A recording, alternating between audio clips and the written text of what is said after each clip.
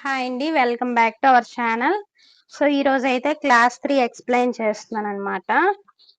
ఇది వచ్చేసి మనకి సారీలో వస్తుంది కదా పేపరు, ఆ పేపరు. ఫస్ట్ అయితే మీకు ఒక కొంచెం నాలెడ్జ్ అయితే ఉండాలి కదా, అందుకోసమని ఇలా పేపర్ మీద అయితే ఎక్స్ప్లెయిన్ చేస్తున్నాను. మనకి బ్లౌజెస్ లో మెయిన్ గా 4 సైజెస్ అయితే ఉంటాయి: స్మాల్, మీడియం, లార్జ్, ఎక్సెల్. ఇలా మెయిన్ గా వచ్చేవైతే ఈ 4 సైజెస్ అన్నమాట. మీ అందరికి కనిపిస్తుంది కదా. పెన్ ఇది, మార్కర్ ఏమీ లేదు నా దగ్గర. సో చూడండి, కొంచెం దుద్దుతున్నాను అనమాట, బాగా కనిపిస్తుంది కదా. 4 సైజెస్ ఉంటాయి మనకి బ్లౌజెస్ లో. సో ఈ 4 సైజెస్ లో ఫస్ట్ అయితే మనం హ్యాండ్స్ గురించి ఏ సైజ్ వాళ్ళకి ఎలా కట్ చేసుకోవాలో అన్నది చూద్దాము. హ్యాండ్స్ కూడా మనం కొన్ని మెజర్మెంట్స్ అయితే హ్యాండ్స్ కూడా ఈ సైజెస్ బట్టి పెట్టుకోవాల్సి ఉంటుంది. అది ఏ సైజు తెలుసుకోవాల్సి ఉంటుంది అనమాట. సో మీకు ఆల్రెడీ చెప్పాను లాస్ట్ వీడియోలో, ఆర్మ్ లూజ్ బట్టి మన బ్లౌజ్ కటింగ్ అంతా ఉంటుంది అనేసి. ఇక్కడ నేను ఒక బ్లౌజ్ తీసుకుంటున్నాను మీకు ఎగ్జాంపుల్ గా. మనకి ఇది ఏ సైజ్ బ్లౌజో తెలియాలన్న దానికన్నా ఫస్ట్ మీరు ఇక్కడ మెయిన్ గా తెలుసుకోవాల్సింది, ఇక్కడ ఆర్మ్ లూజ్ ఎంత ఉందో తెలుసుకోండి. ఈ ఆర్మ్ లూజ్ చెక్ చేయడం కోసం కరెక్ట్ గా చూసారా, ఇక్కడ మనకి షోల్డర్ జాయింట్ ఉంది, ఇక్కడ కరెక్ట్ గా టేప్ పెట్టుకొని ఇలా చెక్ చేసుకుంటూ సైడ్ జాయింట్ ఉంది కదా, ఈ సైడ్ జాయింట్ వరకు కూడా ఎంత వచ్చిందో చెక్ చేసుకోవాలి. ఇక్కడ నాకు 8.2 ఇంచెస్ అలా వచ్చింది. సో ఇలా 7 నుండి 8 లోపల వచ్చింది అనుకోండి. ఈ హ్యాండ్ లూజ్ అన్నది మనం ఇలా చెక్ చేస్తున్నాం కదా, షోల్డర్ జాయింట్ నుండి ఇలా సైడ్ జాయింట్ వరకు చెక్ చేసేటప్పుడు ఈ ఆర్మ్ లూజ్ మనకి ఈ 4 విధాలుగా మనం రాసుకుందాం. ఫస్ట్ 7 నుండి 8 లోపల వచ్చింది అనుకోండి, అప్పుడు మనం హ్యాండ్ డౌన్ అన్నది ఎంత తీసుకోవాలో అది చూద్దాం. అలాగే 8 నుండి 9 లోపల వస్తే హ్యాండ్ డౌన్ ఎంత తీసుకోవాలి, 9 నుండి 10 లోపల వస్తే ఎంత తీసుకోవాలి, ఇంకా 10 కన్నా ఎక్కువ వస్తే అంటే 10 ఇంచెస్ ప్లస్ అన్నమాట ఆర్మ్ లూజ్. అది రావడం చాలా తక్కువ, బట్ ఇలా వచ్చేటప్పుడు కూడా మనం ఏ విధంగా మార్కింగ్ చేసుకోవాలో అన్నది చూద్దాము. అండ్ స్మాల్ సైజ్ కన్నా ఇంకా చిన్న వాళ్ళు వస్తూ ఉంటాయి కదా, చిన్న సైజ్ బ్లౌజెస్, అంటే లెస్ దెన్ స్మాల్ సైజ్ కన్నా తక్కువ అన్నమాట. 6 నుండి 7 ఇంచీలు వచ్చింది అనుకోండి ఆర్మ్ లూజ్. ఇది ఈ సైజ్ అయితే తర్వాత చూద్దాము, ఎందుకంటే ఇది రావడం చాలా తక్కువ. ఫస్ట్ ఈ 4 సైజెస్ కూడా నేర్చుకుందాం: small, medium, large, XL. So ఇది ఆర్మ్ లూజ్ అన్నమాట మనకి. ఇదంతా కూడా ఆర్మ్ లూజ్. ఈ ఆర్మ్ లూజ్ అన్నది 7 నుండి 8 ఇంచీల మధ్యలో వచ్చింది అనుకోండి, హ్యాండ్ డౌన్ అన్నది 3 ఇంచీలు తీసుకోవాలి మనం. అదే ఈ ఆర్మ్ లూజ్ అన్నది 8 నుండి 9 మధ్యలో ఉంటే 3.5 ఇంచీలు అయితే తీసుకుంటాం. ఆర్మ్ లూజ్ అన్నది 9 నుండి 10 మధ్యలో ఉంటే 3.5 ఇంచీలు తీసుకుంటాం. అలాగే 10 కన్నా ఇంకెక్కువ ఉందనుకోండి, 3.5 కన్నా ఒక 2 గీతలు అన్నవి ఎక్స్ట్రా తీసుకుంటాం అన్నమాట. అంటే పావు తక్కువ 4 ఇంచీలు అలా తీసుకుంటాము. సో ఈ సైజెస్ లో మనకి వచ్చింది అనుకోండి, హ్యాండ్ డౌన్ అన్నది ఈ విధంగా తీసుకోవాల్సి ఉంటుంది. ఇది వచ్చేసి హ్యాండ్ డౌన్ అన్నమాట. మనకి ఆర్మ్ లూజ్ ఈ విధంగా వచ్చేటప్పుడు హ్యాండ్ డౌన్ అన్నది ఈ విధంగా తీసుకోవాల్సి ఉంటుంది. సో ఇప్పుడు మిగతాదంతా కూడా అంటే ఈ మెజర్మెంట్ ఒక్కటి తెలిస్తే మనం ఈ మెజర్మెంట్ యూజ్ చేసి మనం హ్యాండ్స్ అన్నవి క్లారిటీగా మార్కింగ్ చేసుకోవాల్సి ఉంటుంది. సో ఇవన్నీ కూడా నోట్ చేసుకోండి. ఇప్పుడు ఏ సైజు వాళ్ళకి ఏ విధంగా హ్యాండ్స్ కట్ చేసుకోవాలన్నది ప్రాక్టికల్ గా చూద్దాము. సో ఇప్పుడు చూడండి, క్లాత్ ని అయితే ఇలా తడుపుకొని ఐరన్ చేసి పెట్టుకున్నాను. ఇలా తడుపుకొని ఐరన్ చేసి పెట్టుకున్నాం కదా, ఇది లైనింగ్ క్లాత్ కాబట్టి ఇలా చేసుకున్నాం. అదే మనం దీన్ని బ్లౌజ్ గురించి కనుక యూజ్ చేసినట్లయితే తడపన అవసరం లేదు.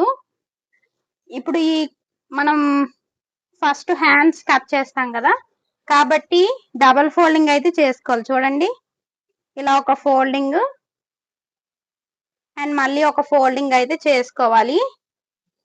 ఇలా చేసుకున్న తర్వాత ఫస్ట్ ఎప్పుడు కూడా ఫోల్డింగ్ అన్నది మన వైపుగా ఉండాలి అండ్ ఓపెనింగ్స్ అన్నవి మనకి ఆపోజిట్ సైడ్ లో ఉన్నట్లుగా చూసుకోవాలి. ఇలా చేసిన తర్వాత కింద వైపున హెచ్చు తగ్గులు లేకుండా స్ట్రైట్ గా ఒక లైన్ అయితే డ్రా చేశాను. ఇప్పుడు ఈ ఎక్స్ట్రా క్లాత్ ఏదైతే ఉందో దీన్ని అంతటిని కూడా నీట్ గా కటింగ్ అయితే చేసుకోవాలి. ఇలా కట్ చేసిన తర్వాత ఇప్పుడు మనం ప్లెయిన్ బ్లౌజ్ అనుకోండి, స్కేల్ విడ్త్ ఎంత ఉందో ఇంత తీసుకోవచ్చు, లేదంటే 1.5 ఇంచు అలా తీసుకున్నా సరిపోతుంది. అదే మీకు కోర వైపు కనుక ఆల్మోస్ట్ కోరాస్ అనేవి మనకి ఆపోజిట్ సైడే ఉంటాయి కాబట్టి 1.5 1.5 ఇంచు కిందన ఇలా, లేదంటే ఇలా స్కేల్ విడ్త్ ఎంత అయితే ఉందో అంత తీసుకుంటే సరిపోతుంది. బట్ ఇక్కడ నాది లైనింగ్ బ్లౌజ్ అన్నమాట, కస్టమర్ ఇచ్చిన బ్లౌజ్ కాబట్టి నేను అలా స్కేల్ విడ్త్ అంత అయితే ఏం ఉంచట్లేదు. ఇది నాకు ఇక్కడ ఆదికి వచ్చిన బ్లౌజ్. ఈ హ్యాండ్ యొక్క హైట్ ఎంత ఉందో చెక్ చేసుకుంటున్నాను ఇప్పుడు నేను. ఇక్కడ కరెక్ట్ గా షోల్డర్ జాయింట్ దగ్గర నుండి కింద వరకు కూడా చూడండి 6.5 ఇంచెస్ అయితే వచ్చింది కరెక్ట్ గా అయితే. 6.4 దగ్గర దగ్గర 6.5 ఇంచీలు అయితే వచ్చింది. సో ఈ 6.5 ఇంచీలకు గాను నేను ఖర్చుతో కలిపి 7.5 ఇంచీలు అయితే తీసుకుంటున్నాను. సేమ్ ఇదే 7.5 ఇంచీల్ని ఇక్కడ కూడా మార్కింగ్ చేస్తున్నాను. ఇప్పుడు ఈ రెండు మార్కింగ్స్ కలిసేటట్లుగా స్కేల్ తో ఒక స్ట్రైట్ లైన్ అన్నది డ్రా చేస్తున్నాను. ఇలా డ్రా చేసుకున్నాం కదా, ఇప్పుడు చూడండి హ్యాండ్ లూజ్ ఎంత ఉందో చెక్ చేసుకోవాలి. ఈ హ్యాండ్ లూజ్ చెక్ చేయడం కోసం ఫోల్డింగ్ వైపు నుండి కూడా జాయిన్ చేశాం కదా, అటువైపుగా ఎంత ఉందో చెక్ చేసుకోవాలి. ఇక్కడ నాకు 5.7 ఇంచెస్ అలా వచ్చింది. సో 5.7 ఇంచెస్ కి ఒక మార్కింగ్ అండ్ అలానే ఎక్స్ట్రా ఖర్చు కోసం ఒక 2 ఇంచీలు అయితే మార్క్ చేశాను. సో ఇంతవరకు కూడా ఏ బ్లౌజ్ కైనా ఇదే విధంగా మనం ఫాలో అవుతాము. ఇక్కడ మరి ఇంకా హ్యాండ్ డౌన్ ఒకటి తీసుకోవాలన్నమాట. ఇప్పుడు దాకా చూపించాను కదా, ఈ ప్రొసీజర్ అంతా కూడా మనం ఎలా అంటే ఆది బ్లౌజ్ బట్టే చూసుకుంటాము. ఇక్కడ హ్యాండ్ లూజ్ ఎంత ఉందో చెక్ చేసుకోవాలి. కరెక్ట్ గా ఈ షోల్డర్ జాయింట్ ఉంది కదా, అక్కడి నుంచి ఇలా ఈ సైడ్ జాయింట్ వరకు కూడా కరెక్ట్ గా నాకు 8.5 ఇంచీలు అయితే వచ్చింది. సో ఇక్కడ మనకి ఆర్మ్ లూజ్ వచ్చేసి 8 నుండి 9 మధ్యలో ఉంది కదా, ఇలా ఉన్న వాటికి మనం 3.5 ఇంచీలు అయితే హ్యాండ్ డౌన్ అన్నది తీసుకుంటాము. సేమ్ ఇక్కడ కూడా ఇంతే 3.5 ఇంచీలకి అయితే మార్క్ చేశాను. ఇలా మార్క్ చేసిన తర్వాత స్కేల్ తో ఈ రెండు మార్కింగ్స్ కలిసేటట్లుగా స్కేల్ తో స్ట్రైట్ లైన్ అన్నది డ్రా చేశాను. ఇలా డ్రా చేసిన తర్వాత ఇప్పుడు పై లైన్ నుండి కింద లైన్ కి 8.5 ఎక్కడైతే వస్తుందో అక్కడికి ఒక మార్కింగ్ అన్నది చేసుకోవాలి. ఇలా మార్క్ చేసిన తర్వాత చూడండి ఇక్కడ మనకి ఖర్చు కోసం కొంచెం జాయింట్ అయితే పడుతుంది, కిందన పడదు కానీ బట్ ఇక్కడైతే ఉంటుంది అనమాట. సో నెక్స్ట్ వచ్చేసి ఇక్కడ మనం మార్క్ చేసాం కదా, అక్కడ నుండి టేప్ ని ఇలా స్ట్రైట్ గా పెట్టుకోవాలి. ఇలా పెట్టిన తర్వాత హాఫ్ గా ఫోల్డ్ చేసుకోవాలి. ఇలా హాఫ్ గా ఫోల్డ్ చేసిన తర్వాత ఇక్కడ ఒక మార్కింగ్ అయితే చేసుకోవాలి. ఇలా మార్కింగ్ చేసిన తర్వాత ఇప్పుడు ఇలా లైన్ డ్రా చేసుకోవాలి. ఇలా లైన్ డ్రా చేసాం కదా, ఇక్కడ మీకు ఇంకొక ఈ కార్నర్ లో ఒక మెజర్మెంట్ ఉంటుంది, అది చెప్పలేదు నేను. ఇప్పుడు మీ అందరికీ కూడా ఆ కార్నర్ లో మార్కింగ్ గురించి చెప్తాను.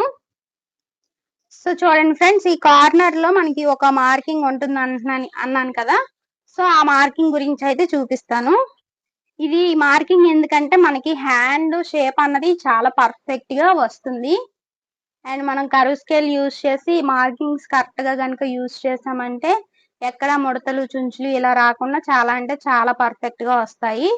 సో 7 నుండి 8 లోపల వచ్చింది అనుకోండి, ఇక్కడ మనం 1.5 ఇంచ్ అన్నది తీసుకోవాలి. అండ్ 8 నుండి 9 లోపల మధ్యలో వస్తే పావు తక్కువ 2 ఇంచీలు అనమాట.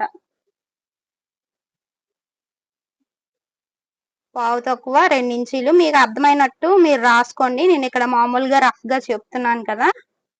అండ్ 9 నుండి 10 మధ్యలో వస్తే 2 ఇంచీలు అయితే తీసుకుంటాము. అండ్ అలానే 10 కన్నా ఇంకా ఎక్కువ అయితే 2.25 ఇంచీలు. సో ఇక్కడ మనకి ఆర్మ్ లూజ్ అన్నది ఎంత ఉంది? 2. సో ఇక్కడ మనకి ఆర్మ్ లూజ్ అన్నది 8 నుండి 9 మధ్యలో ఉంది కాబట్టి మనం ఇక్కడ ఈ మెజర్మెంట్ అయితే తీసుకోవాలి. పావు తక్కువ 2 ఇంచీలు. సో పావు తక్కువ 2 ఇంచీలకి అయితే ఒక మార్కింగ్ చేస్తున్నాను. ఇలానే ఆ మార్కింగ్స్ బట్టి ఏ సైజ్ అయితే ఆ సైజ్ బట్టి ఆ మార్కింగ్స్ యూస్ చేసి కటింగ్ చెయ్యండి, మీకు చాలా పర్ఫెక్ట్ గా వస్తుంది. అండ్ అలానే ఇక్కడ ఏ సైజ్ అయినా సరే 1 ఇంచ్ తీసుకుంటే సరిపోతుంది. 1.25 ఇంచ్ అయితే సరిపోతుంది. ఇలా మార్క్ చేసిన తర్వాత చూడండి, ఇక్కడ నేను కర్వ్ స్కేల్ యూస్ చేస్తున్నాను. ఇలా కర్వ్ స్కేల్ యూస్ చేసి ఈ మార్కింగ్ నుండి ఈ మార్కింగ్ కి ఇలా షేప్ వచ్చేటట్టుగా ఇలా మార్క్ చేసుకోవాలి. అండ్ రిటర్న్ ఈ స్కేల్ ఇలా రిటర్న్ తిప్పుకొని ఇక్కడ మనం మార్కింగ్ చేసాం కదా, ఈ మార్కింగ్ కి టచ్ అయ్యేటట్లుగా ఇలా మార్క్ చేసుకున్నామంటే చాలా పర్ఫెక్ట్ గా వచ్చేస్తుంది. అండ్ ఇక్కడ మనం 8.25 ఇంచులుగా ఒక మార్కింగ్ చేసాం కదా, అక్కడ నుంచి మన వైపుగా ఒక 1 ఇంచ్ కి అండ్ ఇక్కడ ఇంటూ సింబల్ వచ్చింది కదా, కిందకి డౌన్ వైపు ఒక 1/2 ఇంచ్ ఇలా మార్క్ చేసుకొని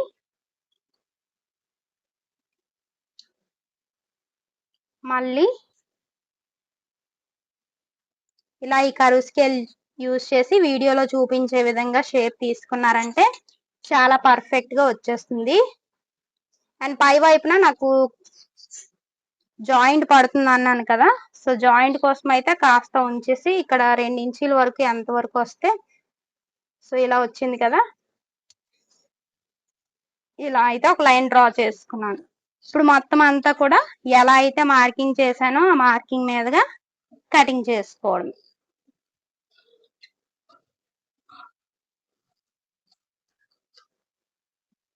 అండ్ ఈ సైడ్ ని కూడా కట్ చేసుకుంటున్నాను. ఇలా కట్ చేసిన తర్వాత చూడండి, ఇక్కడ ఒక కట్ ఇస్తున్నాను. అండ్ ఇప్పుడు ఓపెన్ చేసిన తర్వాత మాత్రమే మనం ఇక్కడ లోతుగా మార్క్ చేసాం కదా, ఈ లోతుగా ఉన్న మార్కింగ్ ని కటింగ్ చేసుకోవాలి.